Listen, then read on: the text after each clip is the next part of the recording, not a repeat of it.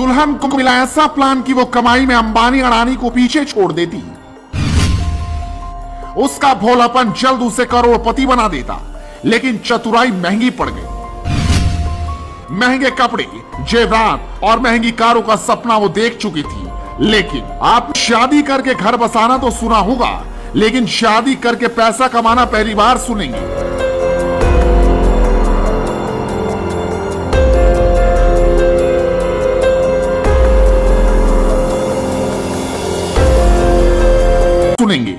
यह मामला है सहारनपुर का, जहां पुलिस के हत्या एक ऐसा गिरोह के 2 शातिर अभियुक्त लगे हैं जो शादी का लड्डू खिलाकर ठगी को अंजाम दिया करते थे। यह लड्डू कोई जहरीला नहीं था, यह लालची लड्डू था जिसमें सुंदर बीवी दिखाई जाती थी और फिर शुरू होता था ठगी का खेल।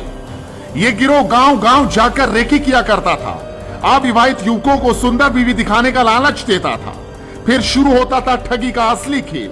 सब कुछ इस तरह से अंजाम दिया जाता था कि किसी को शक ना हो। शादी भी होती थी, शादी के फर्जी कागजात भी तैयार किए जाते थे।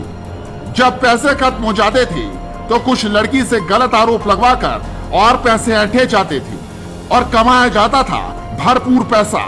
लेकिन जैसे ही इन्हें पता चलता था कि अगलों को तुम्हारी साजिश का पता न चल जाए, फिर ये रफू चक्कर हो जाते थे और निकल जाते थे किसी दूसरे की तलाश में। केवल उत्तर प्रदेश ही नहीं, अन्य राज्यों में भी अंजाम दे चुके थे कई वारदातों को।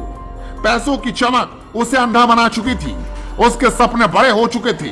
वो अंबानी की तरह अमीर बनना चाहती थी, वो अडानी को पछाड़ना चाहती थी।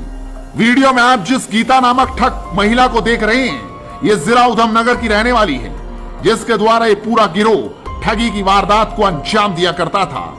उत्तराखंड से लेकर यूपी और हरियाणा तक इनके तार फैले हुए एक लड़की है। इसके बाद कहा जाता है ना कि पाप का घड़ा एक दिन भर जाता है। गीता को भनक भी नहीं थी आगे उसके साथ क्या होने वाला है। अब आगे इसने जिसे शिकार समझा था वो इसका ही शिकार कर लेगा, इसको भनक भी नहीं थी। आगे प्रवीण भी इनकी चुकनी चुपड़ी बातों में आ गया। उसकी गीता से शादी हो गई, वो इसके साथ जीने मरने की कस्में खा चुका था, बिना इस बात के इल्म के कि ये सिर्फ कुछ ही दिन की मेहमान है।